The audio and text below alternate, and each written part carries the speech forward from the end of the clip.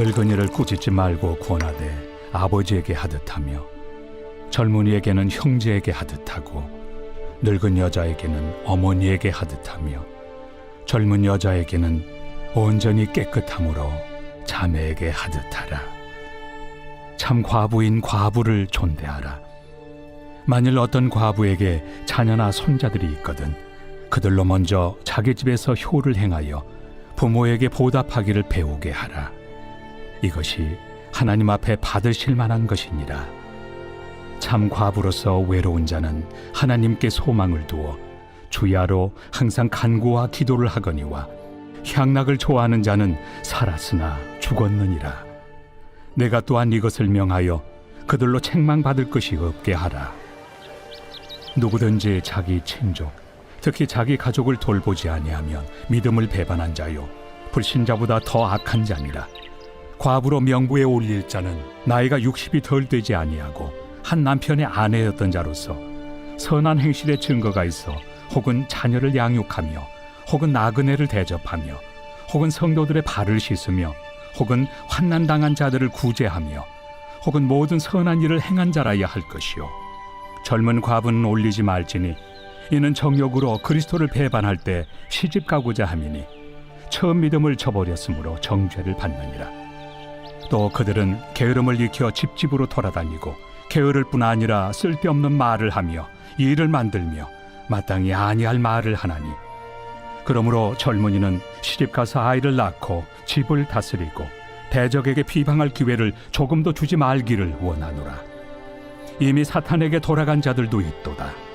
만일 믿는 여자에게 과부 친척이 있거든 자기가 도와주고 교회가 짐지지 않게 하라.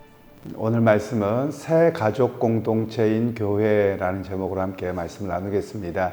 오늘 본문에서는 이제 교회 안에서 구제에 대한 이야기를 합니다. 이 구제에 관련되는 것을 보통 디아코니아라고 말을 하기도 합니다. 이 디아코니아라는 말은 원래 집사라는 말과 같은 의미인데요. 즉 교회 안에서 섬김이다, 봉사다 이런 개념 속에서 이걸 사용하고 있는 말입니다. 그러면서 오늘 성경에서는 먼저 늙은이를 꾸짖지 말라라고 이야기를 합니다. 이 이야기는 오늘날에는 이제 과거에 비해서 훨씬 나아지긴 했겠습니다만 과거에 연세가 드시면 이제 힘이 없거나 또는 여러 가지 부족한 부분들이 많이 생겨지죠. 그런 경우가 있으면 마치 우리나라에 옛날에 고려장이 있었다 뭐 이런 것처럼 어른들을 함부로 대하는, 왜 그랬냐면 그런 모습이 있었는데요. 왜냐하면 어르신들이 이제 노동력을 상실합니다. 그럼 노동력을 상실하면 과거에는 쓸모없는 사람으로 취급하는 모습이 이 시대에 있었던 겁니다. 바로 그에 대해서 교회 공동체는 어떠한 일이냐, 어떤 경제적인 요건으로만 사람을 보고 취급하는 것이 아니라 하나님의 형상이고 살아온 그 길들이 있기 때문에 그를 존대하는 것이 마땅하다라는 것을 가르치고 있는 내용이죠. 사실 오늘날 우리 사회가 조금 이렇게 다 그렇지는 않겠습니다만 일부 때문에 그러긴 하는데, 과거의 농경사회나 유교적인 사회가 남아있을 때는 어른들을 존중하는 사회가 많이 있었습니다. 그런데 일부에서는 보면 어른들을 존중하기보다는 함부로 대하는 모습들도 적지 않아 보이기도 합니다. 제가 직접 경험한 것은 아니고 제가 외국에 있을 때 우리 집사님에게 들은 이야기입니다. 서울에서 전철을 타는데 연세가 많으셔서 아마 다른 분이 이분에게 좀 젊은 사람에게 양보해 달라고 이렇게 했던 모양입니다. 그런데 집사님 그냥 괜찮은데도 불구하고요. 그랬더니 이 젊은 사람이 나가면서 누가 늙으라고 그랬나? 그러고 욕을 하고 좀 심한 욕을 하고 가더랍니다. 그래서 그분이 굉장히 마음에 한국 사회가 다 그런가, 자주 왔다 갔다 하시는 분인데도 그런 경험이 있어서 무척 힘들었다는 이야기를 전해드린 적이 있습니다. 일부의 이야기겠습니다만 이런 경우가 적지 않아 있어서 사실 우리 사회가 좀 안타까운 점이 있기는 합니다. 그리고 좀 우리가 이해해야 될 것이 뭐냐면 어른들은 행동이나 이런 것들이 늦어질 수밖에 없습니다. 그러면 그들에 대한 배려가 많이 필요한데, 사실 우리 한국 사회가 빨리빨리 문화에 있다 보니까 어른들이 어디를 가거나 뭐 하거나 그러면 불편하게 여기곤 하는 것 같습니다. 그래서 우리 모두가 교회 안에서도 마찬가지입니다. 어르신들이 늦을 수밖에 없습니다. 인지 능력도 떨어지는 것은 당연한 것이고요. 행동도 느려질 수밖에 없습니다. 당연한 그런 자연의 이치입니다. 그러면 그것에 대해서 교회나 또는 사회 공동체가 좀 느긋하게 봐주고 기다릴 필요가 있다라고 말할 수 있는 것이죠. 언젠가 TV에서 그 뉴스를 본 적이 있는데요.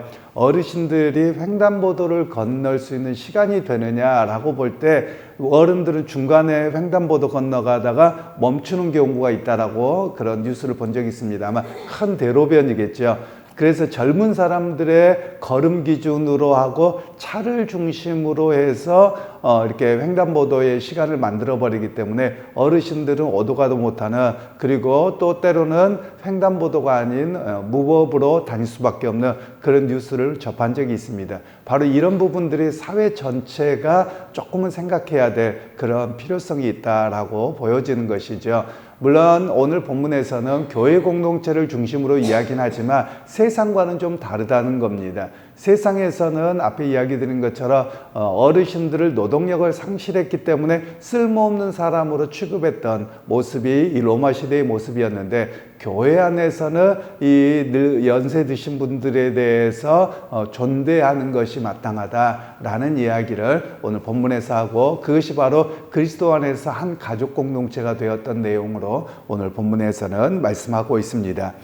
그러면서 이제 젊은이에게는 형제 대하듯 해라 라고 말씀하는데요. 젊은 사람들은 아직 그 청소년기를 이제 막 벗어난 사람들이죠. 그런데 이 사람들에 대해서 나이가 적다고 해서 함부로 대하지 않는 것이 옳은 일로 이야기를 하고 있죠. 제가 어제도 말씀을 드렸습니다만 교회 안에서 옛날부터 같이 지내왔습니다. 뭐 형 동생하고 지내왔든 뭘 하고 이렇게 지내왔더라도 우리가 누구야 하기보다는 존대해 주는 것이 옳은 일이다라는 것을 말씀을 드렸습니다.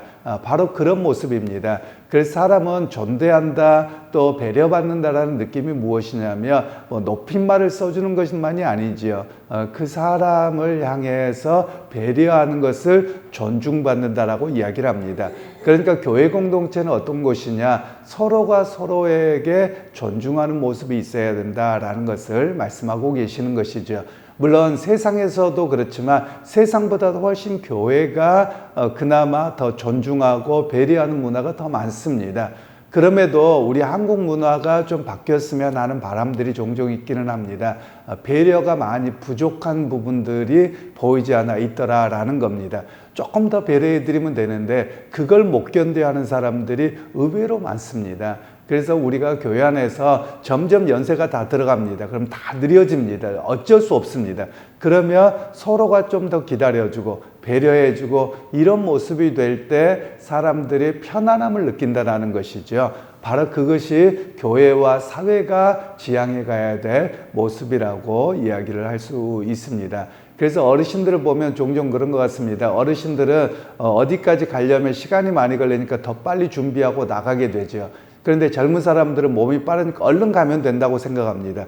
그러다 보니 어르신들이 지나가는 길이나 또는 어느 공간이 되면 젊은 사람들에게 부딪히거나 어려움을 당하는 경우가 생길 수도 있습니다. 바로 그런 면에서 교회나 사회나 모든 면에서 많은 배려들, 그런 것이 필요함을 우리에게 말씀하고 계시는 겁니다. 그러면서 또한 젊은 연자에게는 온전히 깨끗함으로 자매에게 하듯 하라. 이 말씀은 당시의 문화에 대한 이야기이기도 하고요. 즉 젊은 자매를 볼 때마다 성적으로 바라보는 겁니다. 바로 그런 문제에 대해서 지적을 하고 계시는 것이죠. 만일 마치 우리나라에도 이런 모습들이 좀 심한 건 아닌가라는 생각을 종종 합니다. 남자분들이 모여 있으면 여자분이 지나가거나 뭐하 그러면 그냥 남자들의 이야기가 별로 건전하지 못하는 경우가 의외로 많더라고요. 제가 와서 세상 사람들 운동하면서 이야기를 들어봐도 그렇습니다. 여자분들이 없으면 그래요. 바로 이런 모습들이 삐딱하고 잘못되었다는 것이거든요. 그래서 교회 안에서뿐만 아니라 사회가 정당하게 여성도 한 가족으로 그리고 한 사람으로 바라보아 주는 것이 바로 올바른 사람에 대한 인식이다라는 것을 가르쳐 주고 있는 내용들입니다. 그러니까 어떤 내용이냐면 교회 안에 교회를 다니는 사람들도 세상의 영향을 많이 받습니다. 그리고 당시대의 문화를 영향을 많이 받을 수밖에 없습니다. 바로 그런 상황에서 세상의 문화와 다르다는 겁니다. 즉 젊은 자매들을 바라볼 때 그들을 성적으로 바라보는 것이 아니라 한 가족으로 바라보아주고 하나님의 형상으로 바라보아주는 것이 바로 교회 공동체의 모습이다라는 것을 분명하게 말씀하고 계시는 것이죠. 그리고 나서 이제 도움을 받아야 될 과부들에 대한 이야기를 합니다. 요즘에는 이제 이렇게 잘 표현하지 않습니다만 성경에는 표현이 되어져 있죠. 즉 과부라고 하는 것은 단순하게 미망인 남편을 잃은 사람만을 이야기하는 것은 아니고요. 물론 가족들이 있으면 가족들이 그 홀로 된 여인을 돌보라고 이야기를 합니다. 그리고 60이 넘은 사람이라고 이야기하는 것은 노동력이 이제 상실되어진 당시의 문화지요. 물론 오늘날은 60세도 젊습니다만 과거에는 60세가 되면 노동력을 다 상실한 상황입니다. 그러면 가족들이 먼저 돌보게 하고 그리고 가족들이 돌보지 아니하는 사람을 교회가 돌보고 책임을 지도록 그렇게 말씀하고 계시는 내용들입니다. 그러면서 교인들에게 어떻게 이야기를 하느냐, 결국은 교인들을 대하는 태도 그리고 교회 안에서 사회적인 약자를 대하는 태도라고 말할 수 있습니다. 그래서 당시에 사회적인 약자가 두 부류였습니다. 하나는 고아와 과부들이었습니다. 그러니까 여기서의 과부는 자녀들이 없는 그냥 혼자밖에 없는 그런 분들을 이야기하는 것입니다. 우리로 이야기하면 요즘 같으면 독거노인이라고 말할 수 있겠죠. 바로 그런 분들에 대해서 교회가 그들의 생계와 삶을 돌보는 그런 모습이 필요하다라는 것입니다.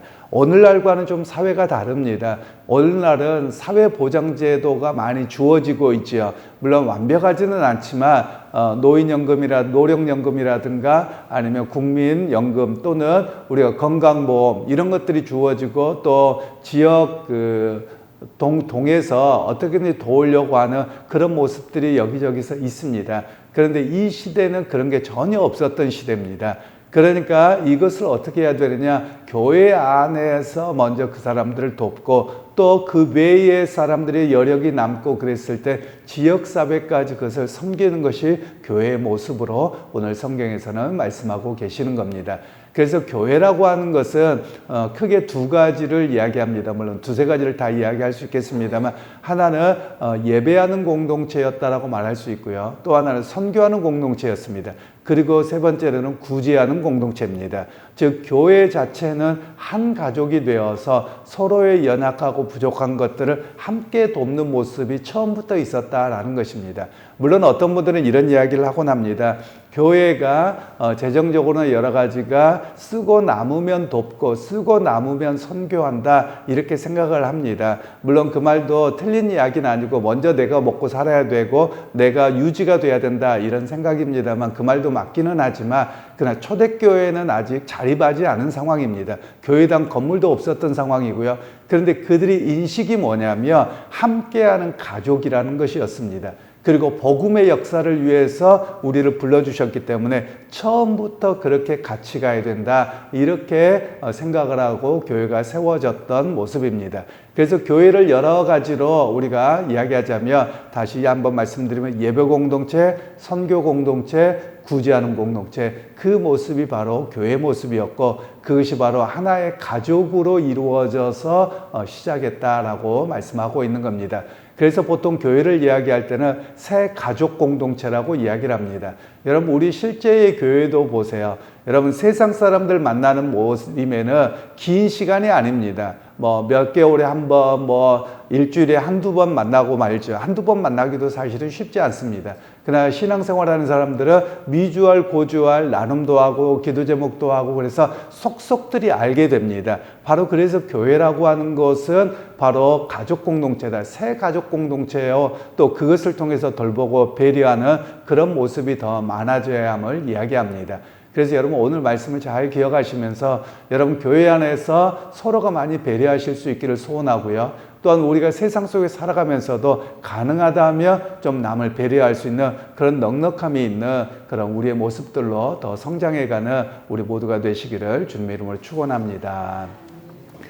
하나님 오늘 또 가족 교회가 어떤 가족 공동체로 있어야 되고 서로가 서로에 대한 배려가 어떻게 세워져 가야 되는지 말씀하셨습니다. 하나님, 우리가 너무나도 조급하게 발전하고 조급하고 빨리빨리 뛰어오다 보니 많은 배려가 없었던 부분이 있습니다. 하나님, 이제 우리도 성숙했으므로 서로를 배려하고 서로를 존중할 수 있는 그런 교회의 모습, 또 사회가 될 수 있도록 우리에게 은혜와 넉넉함을 허락하여 주옵소서. 예수님의 이름으로 기도하옵나이다. 아멘.